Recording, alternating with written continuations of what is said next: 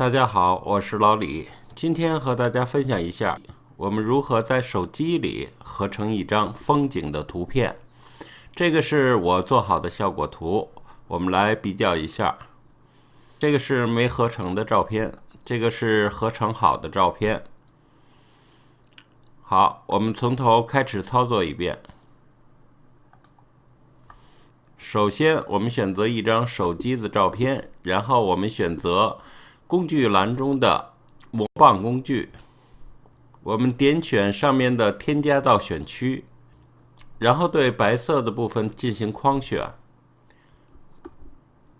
把手心里白色的部分也选择上，然后我们点菜单栏中的选择，在选择中我们点选反向，我们选择工具栏中的移动工具，将抠选出来的手机添加到风景图片中，然后我们按 Ctrl 加 T 来调整它的大小，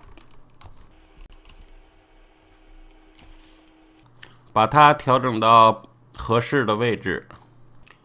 我们再次选择工具栏中的魔棒工具，点选手机中的黑色部分，我们按 Ctrl 加 J 给它复制一层。我们把背景图层也同样再复制一遍。我们把刚刚复制出的背景图层移动到顶部位置，然后我们按下右键，选择创建剪切蒙版。我们再按 Ctrl 加 T 选择这张照片，然后来调整画面的大小。